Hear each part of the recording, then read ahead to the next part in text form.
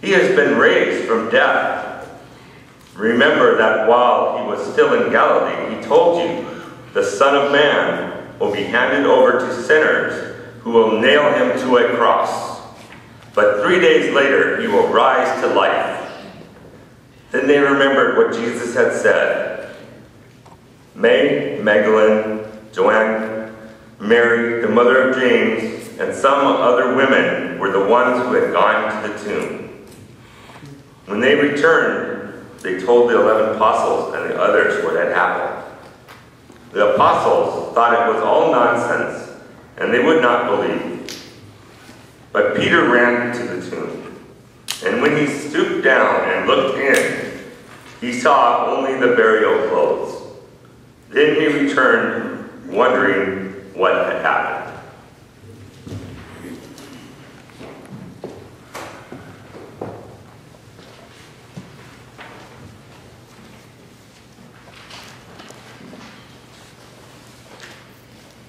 I remember the first time I heard this story, I thought, how preposterous could anyone ever believe a thing like this? I mean, if I were going to make up a story, I would certainly have Jesus from some real highfalutin family from Jerusalem, maybe the son of a high priest or something like that. And to have him crucified by the Roman government in the lowest form of capital punishment, reserved only for common thieves and criminals, pickpocket type of people, you know, people that would perform petty crimes. I mean, why would you have your leader crucified in such a way? And also, in the first century, women were not even allowed to be witnesses in court. Their testimonies were not considered reliable. So in this story, we are told that it's these women that went to the tomb and found it empty and discovered that Jesus was now alive. It's a pretty wild story, isn't it? And can you imagine a faith that has billions of followers to believe a story like that? It's so outrageous, it's true. I'm thinking of the first century and how Jesus was really despised by the powers that be in Jerusalem. The people that were the business people, the judges, the lawyers, especially of the high court. He taught a message that went contrary to what other people believed. Most of society at that time was just be polite, don't cause any waves, just be careful. Remember, we're under the control of Rome, so we don't want to cause any problems. So what does he have the audacity to do but find people that are absolutely cheats in their own temple in Jerusalem, having money changers there, selling like little pigeons to these poor peasants who probably had saved all year round to be able to make a sacrifice. And when they took their money, they would say, "No, I'm sorry, you have to change your money into temple coins, and oh, by the way, the exchange rate is whatever it was." And of course it was cheating. They didn't give them their right change. And some of them really couldn't afford to even have a little pigeon. And Jesus saw what was going on. And rather than just standing there and being nice and saying, well, that's the way the world is and nothing will ever change, he got a little upset. And he threw those tables over and told them that they were really a den of thieves, which they were. The other thing that upset a lot of people is that he was not a strict follower of the letter of the law, but the spirit of the law. When he saw some people that were hungry on a Sabbath, he asked his disciples, why don't we pick something for them so we'll have something to eat? And they're the finger pointers who were saying to him, oh, no, we can't work on the Sabbath. And to think of it that way, I know one of our wonderful former church members who happened to be an RN would say it's just like saying someone's having a massive heart attack And you say, sorry, no CPR on the 7th floor. So, you know, he had an understanding of what was really important. Another thing that really upset people about Jesus is the way he would lift people up that nobody had any respect for. He would invite them to his table and say, come on, I have some good news for you. And some of them were really not too well respected, but he didn't care.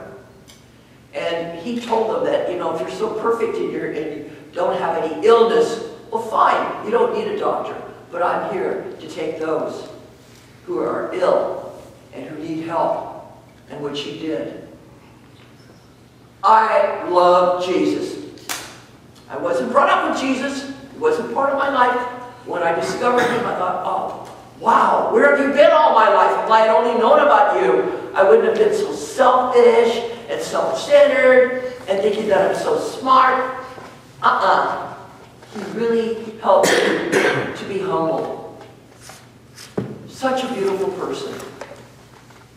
And so the story of the crucifixion, which to me is one of the most horrendous things that I can even imagine, and the courage of his mother and Mary Magdalene and some of the other women to be there when they put him up there on that cross. It must have been excruciating. But they wanted to be there with him. I don't know, as a mother, if I could really do that. I don't know if I could stand and see the child of mine suffering like that. It says a lot about his mom, doesn't it? So this is the first century we're talking about. What about now? This is 2016. How can we be witnesses to the resurrection? How can we keep this resurrection alive in our hearts? How can we be a people that really understands the importance of it?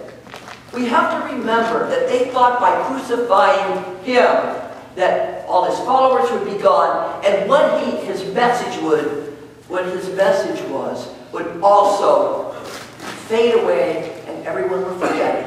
And then it could be just business as usual. But it didn't happen that way, did it?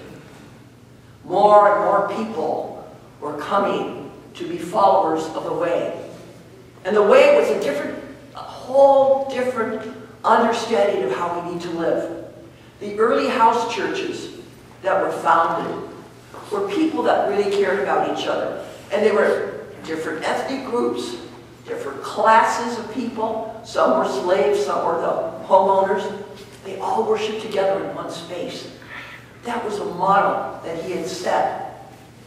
And today, if we want to really keep that resurrection alive, then we have to follow him the way he taught us to live. We have to be gentle. We have to be loving. We have to be understanding. We have to be forgiving and non-judgmental. And that's the real tough one, isn't it? It's so easy to point the finger at someone else and not see your own faults. Then we don't have to come clean with who we are. When I was destitute, and I really mean destitute, and I was in my very last class to get my first credential, and had 3 little children, somebody who was just a class member came forward and said, I want to help you out. I'm going to pay for your child care so that you can finish your course. Wow. She was a witness to the resurrection. When a lot of folks have experienced disasters, and people have even jumped into running water in order to save someone, they are witnesses to the resurrection.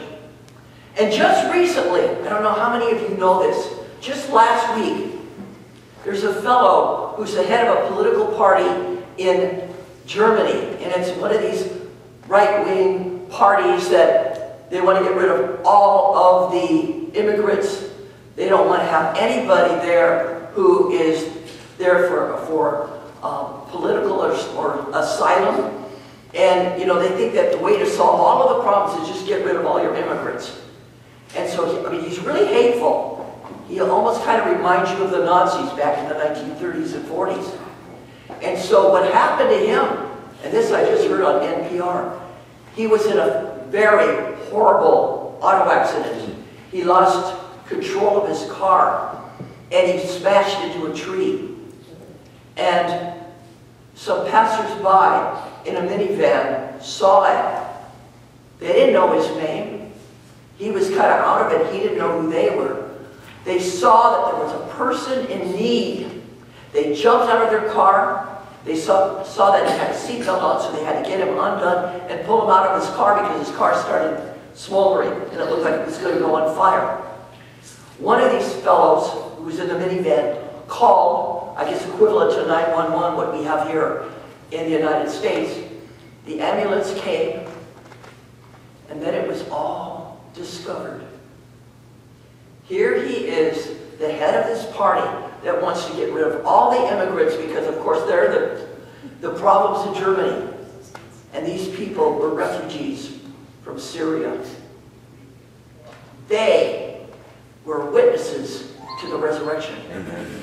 Whenever we can do something for another person, we don't worry about who they are, what their name is, male, female, young, old, doesn't matter. When we come to the aid of another person, we are witnesses to the resurrection. Today, when we're celebrating this Easter, let's keep it in our hearts. Let's not have it just once a year.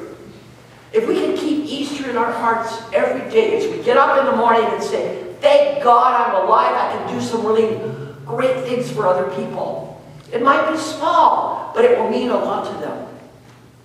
When we can be there every day and say, ah, he is risen. And of course, if you were a Presbyterian, you would know the response. He is risen indeed. If we can say that every day, we too can be witnesses to the resurrection. Amen. Amen. Amen.